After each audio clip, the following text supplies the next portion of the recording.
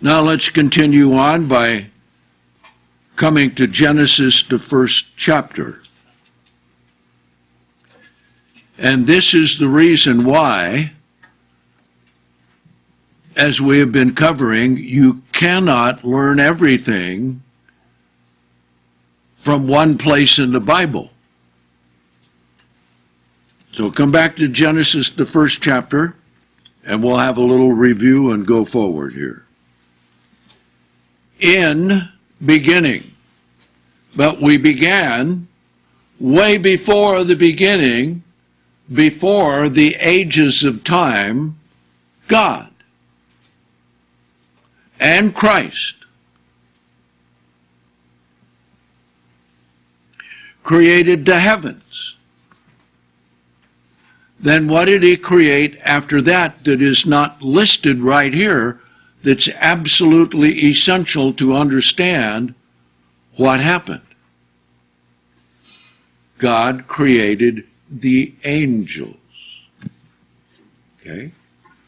After he created the angels, now we don't know how long that it was after he created the angels that he created the earth. Then he created the earth, and there was a rebellion. One other scripture to add into it with the rebellion. Book of Jude. The angels who kept not their first estate. That was the beginning of the rebellion. Then there was war in heaven. A third of the angels were cast down. Okay? Now let's pick up the rest of the story here in verse 2. All of that comes before verse 2. And the earth was without form and void. Okay? Without form and void comes from the Hebrew tohu bohu, which we find in Jeremiah 4, which is a result of war, chaos, and confusion. Now, if you look at the little star right next to the word was, without form and void, we have a marginal reference which says, became. Because God did not create it in chaos and confusion. All right? Now we're going to cover just a little Hebrew here to prove a point. Now, keep this in mind. In Genesis 1 and verse 2, the word for was in the Hebrew is hayah, ha-ya-ta. Hayata. Now, that is in the feminine gender. Very interesting. In almost all languages, the earth is in the feminine gender. In English, it's not. But in Greek, it is. And what do many of the ancients call the earth? Gaia. Okay? Feminine. Now, let's come to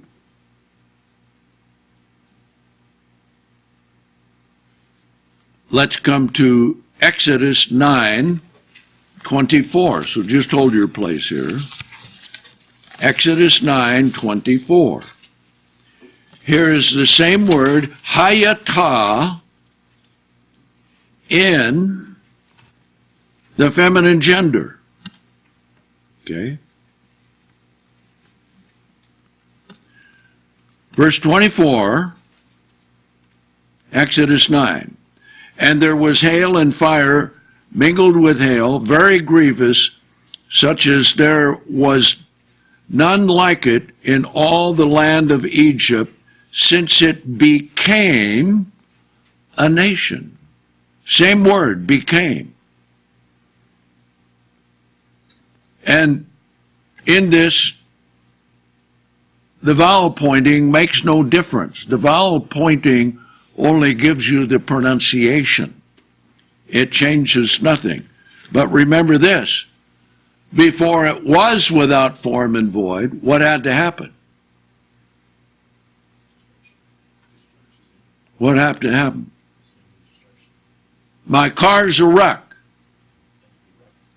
What had to happen before it was a wreck? It became a wreck, right? So here it is. Since it became a nation, exact same word. Hayata, feminine. Now let's come back here to Genesis 1:3. Okay. So let's read that. And God said, let there be light, and there was light. Now this is masculine, which is then vayahi. Vayahi. Okay. There was light. But it could also be that there became light. Let's look at another verse right here in Genesis 2. Same word. Vayahi. Verse 7. Then the Lord formed man of the dust of the ground and breathed into his nostrils the breath of life, and man became a living being. So it's entirely proper to say of Genesis 1:2, and the earth became without form and void. And how did that happen? Because of the war. And darkness was on the face of the deep. So there was a flood. And the Spirit of God moved on the face of the waters. Now in the flood with Noah, we just covered, why did he cover the earth with a flood? Because of sin. What happened here? Who had the earth first? The angels. Then when they found out there were going to be human beings, and they were to serve the human beings, the morning star, who is also called Lucifer, led them in a rebellion to try and take away the throne of God so they wouldn't have to do it.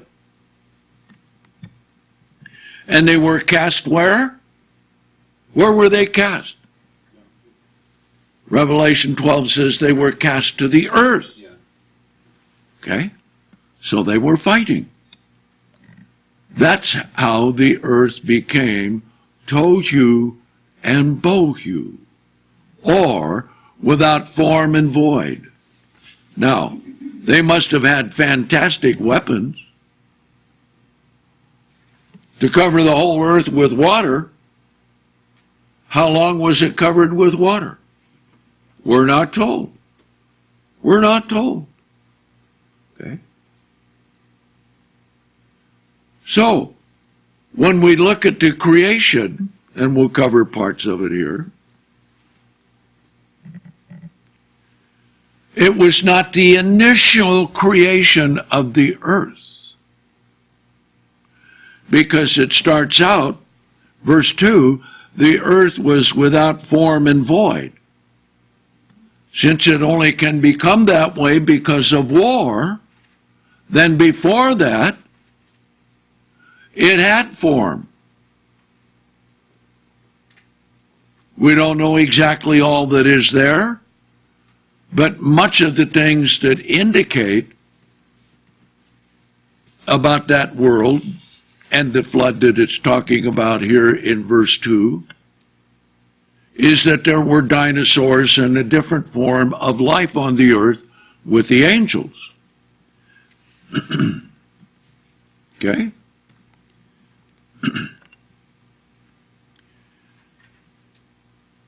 And when God begins to do something, like in verse 3, let there be light. But the earth was covered with darkness. Who is the author of darkness? Satan, the devil. Okay? Now then, as we go through here, we need to ask a question. For those who believe that everything, the heavens and the earth and everything was created in 7 days, first question is, when did God then create the angels in relationship to this? Doesn't tell us here. It tells us other places. Okay? If it's only 7 days here, what was God doing for all eternity until the last 6,000 years? And we know from the true science that God has put into the universe, the speed of light is 186,000 miles per second. And the light coming to the earth from the stars, they know just by doing the measurements. You take the earth at one end of the orbit, 180 degrees the other end of the orbit, and you do an azimuth to a star or a galaxy, then you figure out the angles and you can figure out how far away it is. Okay? So that had to be created first. Okay? Now, the next question to ask is, beginning in verse 3, we'll read these verses and ask the question, when did the angels rebel?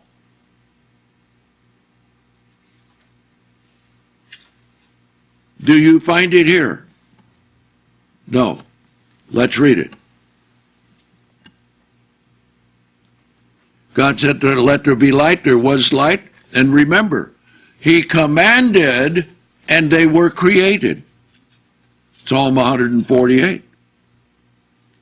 And God saw the light that it was good, and he divided between the light and the darkness.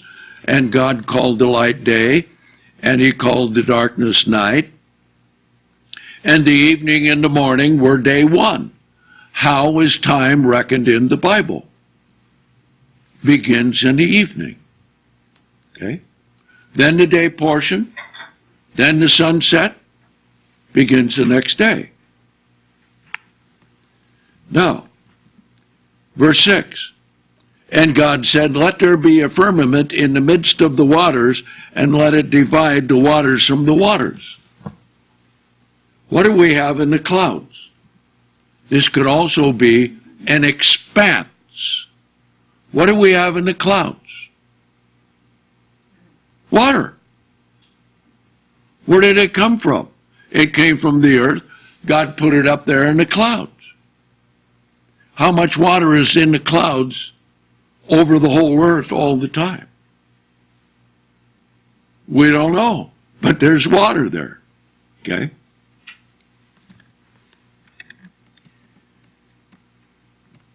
And God made a firmament, divided the waters from under the firmament from the waters which were above the firmament, and it was so. God called the firmament heaven, and that's the heaven around the earth. When you're talking about the universe, it's generally heavens, plural. You find that in the book of Matthew all the time. The kingdom of the heavens, that's what it is in the Greek. All right? And God called the firmament heaven, and the evening and the morning were day 2. Any rebellion here? No. And God said, let the waters under heaven be gathered into one place, and let the dry land appear. And it was so. And God called the dry land earth, and called the gathering together of the waters seas. And God saw that it was good. And God said, let the earth bring forth vegetation, and herbs yielding seed, and fruit producing fruit after its kind, whose seed is in itself upon the earth. And it was so. Well, in order for that to take place, God had to have all of this planned out in advance, right? Then he commanded, and it was so. And think about the variety of everything that God has made. It's absolutely amazing. And they know in quantum physics that every cell is a miniature, minuscule universe. And yet in our bodies, just our bodies, we have trillions. And they function and work all the time. We don't have to think, I just ate. Now, stomach, how about if you digest it? You got to think on it. No. God made it automatic. Okay? You have eyes to see, you don't have to say, eyes, look. Sometimes you do because you can't see something plainly. But it happens automatically. And think about, speaking of eyes, all the different kinds of eyes. Of insects, of fish, of animals, of fowl, and of human beings. And they all work automatically. When they don't, it's called blindness. Okay? And there's another invisible blindness which most people have. What is that? Spiritual blindness. All right, now let's see if we can find any rebellion here. Okay. And it brought forth, and the earth, verse 12 now, brought forth vegetation, herbs yielding after its kind, trees producing after its kind, seed after its kind, and he saw it was good. The evening and the morning were day 3. Now, what would happen if first he created, say, all the mammals? That's right, nothing to eat. So he's doing this step by step to produce, so when the animals are there, they'll have something to eat. Okay? Now, verse 14. And God said, let there be lights in the firmament of heaven to divide between day and night, and let them be for signs, for appointed seasons, and for days and years. So this is when God established what is called the Hebrew calculated calendar. And it is accurate. Any calendar that men have always have difficulties. Okay? That's why the chart that we have on Noah and his flood is so important, because it verifies that here in verse 14, God set the time at that point, and it goes forward from there. Okay? All right? And God made 2 great lights, the greater light for the day and the lesser light for the night. And God had made the stars also, and God set them in the firmament of the heavens to give light upon the earth, and also to establish their timing at that time. Now, why was this done at this time? Why was that done at this time?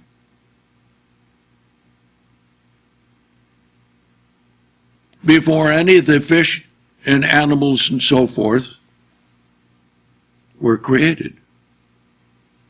Because different creatures go by magnetism, go by the sun, so it had to be set in the right place. So let's read on. Evening, morning were day 4. Any rebellion? Nope.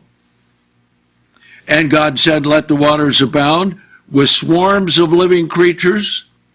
Let the fowl fly over the earth on the face of the firmament of heaven. And boy, you talk about birds. You watch some of these specials on birds. It's amazing.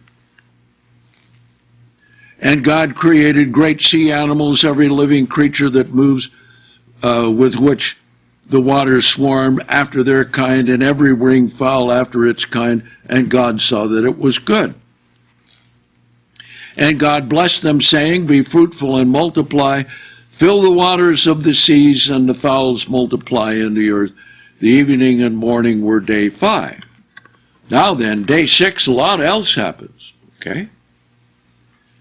And God said, let the earth bring forth living creatures after their kind, creeping things, the beast of the earth after their kind. And it was so. And God made the beast of the earth after their kind, the livestock after their kind, every creeping thing upon the earth after their kind. And God saw that it was good. And God said, let us make man in our image after our likeness. So here comes the crowning glory of the physical creation. Man and woman. Now, stop and think. Every living thing that God has created reproduces itself. Right? Through procreation, through seeds. And procreation is actually seed. Okay? And so he did. Now notice, let them have dominion over the fish and over the fowl and over the livestock and over all the earth and over every creeping thing that creeps on the earth. And God created man in his own image. In the image of God, he created him. He created them male and female. Okay? God blessed them, and God said to them, be fruitful and multiply and replenish the earth. Why replenish?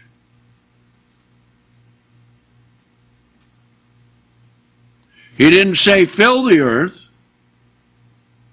So if this was the only creation, he would have to say fill the earth. Replenish, the same word is used after the flood of Noah. Bless them and replenish the earth. Why? Because everything died. So in the first flood, whatever there was here, everything died. And it was taken from the angels and given to men and women. Okay?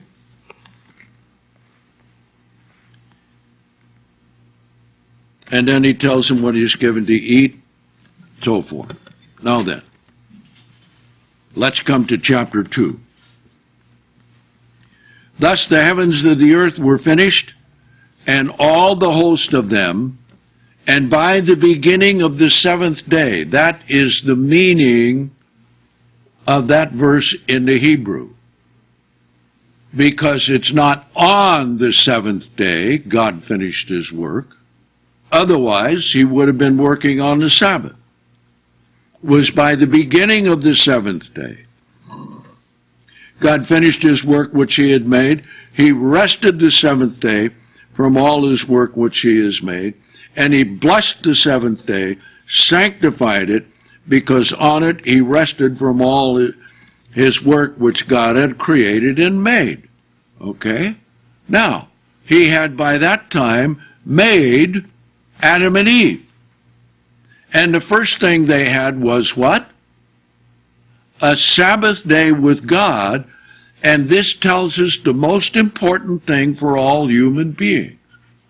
All human beings need God. They can get along without God, as we will see, but their lives will not be as God wanted them to be. Okay? Now let's come down here to verse 7. Now, verse 7 is not a second creation. Some people say so. But it is an in-depth review of chapter 1 in making man and woman. Verse 7, and the Lord formed man out of the dust of the earth and breathed into his nostrils the breath of life, and man became a living being. Little sidebar on soul. Psyche in the Greek is translated more times life rather than soul. But nephesh, here soul, in the Hebrew, that is physical life. Okay? All right. Now then, they were put in the garden. They were to dress it and keep it. They could eat of every tree of the garden except the tree of the knowledge of good and evil, which is symbolic of man going their own way. So God, in not wanting robots, created in Adam and Eve, when he made them, a language. And he could talk with them. And they could talk with him. Now, in what form did God appear to Adam and Eve? Could he come in his glory? No, because no one can look upon the face of God in his glory and live. So he would have killed Adam and Eve right after he created him, right? Now that makes a lot of sense. Okay, didn't happen. He appeared much like a man. And he instructed them. He gave them commandments. They conversed back and forth. And remember, after Adam was formed, he had Adam name all of the animals. He brought them all by. Adam, look at this. What do you want to call it? Okay, that. All right, whatever you call them, because you're going to rule over them. Well, that shows that he had some sense. He had some judgment. He was able to understand what God wanted him to do.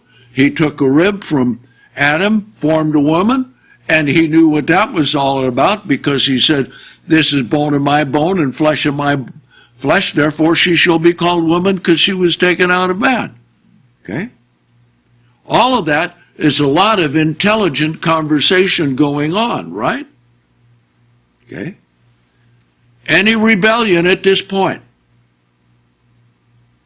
of man or of angel? No. So those who say everything was done 6,000 years ago missed the whole point. You cannot find the rebellion of the angels in Genesis 1 and 2. But what do you find in Genesis 3? Okay, now remember, who was in the Garden of Eden? God, Adam, and Eve. And to keep the garden also meant to guard it. So Adam could have avoided all of this by getting rid of the serpent. But he didn't. Okay?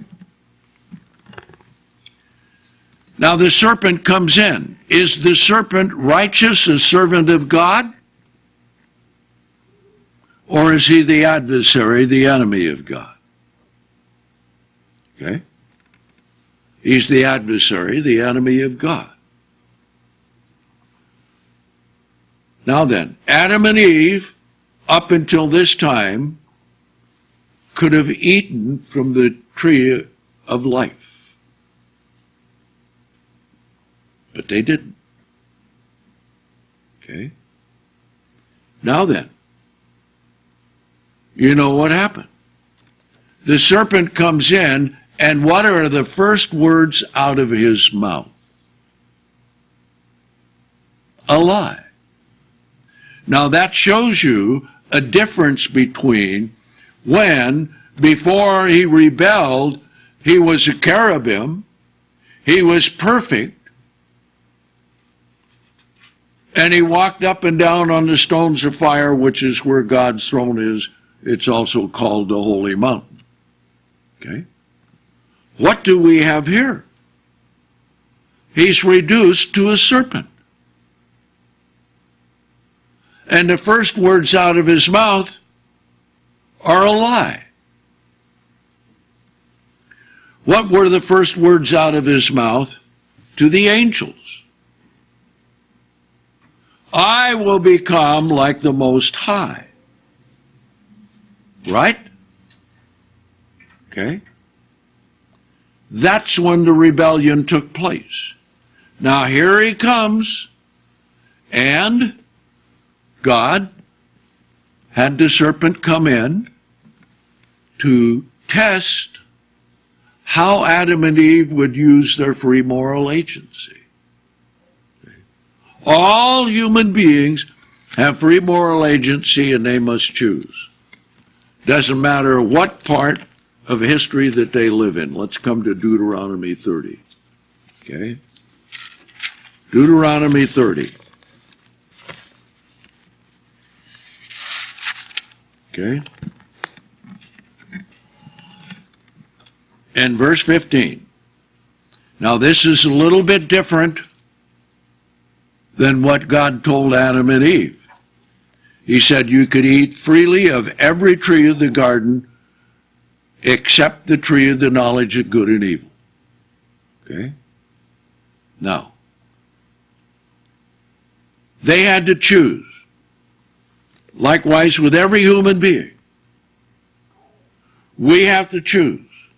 Now, when we're born into the world, we have a brain that is completely empty. The only thing we know is how to nurse, because we sucked our thumbs in the womb. Okay? Might be able to recognize mama's voice, mama's heartbeat, because they were in the womb. Okay? They don't know anything else. They can't talk. They have no teeth. They're completely dependent on their mothers. And this is why child rearing becomes so important.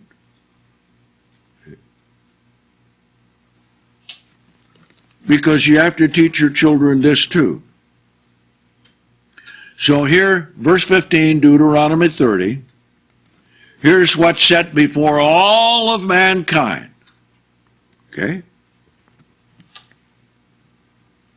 Behold, I've set before you this day. Now, whatever day it is you come of age, whatever day it was with Adam and Eve, but this day is for the Israelites here, and after they wandered in Sinai for 40 years because of sin. So he wants them to know he's going to bless them, but you better be careful. I've set before you this day life and good. And what is it that people want?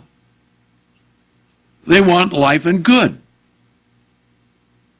Look at all the misery and agony and destruction that people bring upon themselves because they go against God. They don't want it. They cry and weep and wail. Some dedicate themselves to evil. Okay? Life and good, death and evil. In that I command you this day to love the Lord your God. That's the first thing.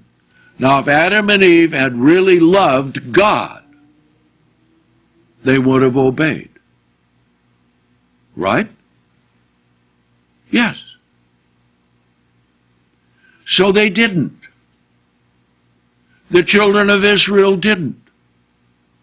That's why we're told in the Old Testament and New Testament that the first or primary commandment is, Hear, O Israel, and that you can put your name in there, You shall love the Lord your God with all your heart, with all your mind, with all your soul, and with all your strength. And the second one is like it. Love your neighbor as yourself. And all of those were broken by Adam and Eve and their children. And the first murder was brother to brother, right? Okay.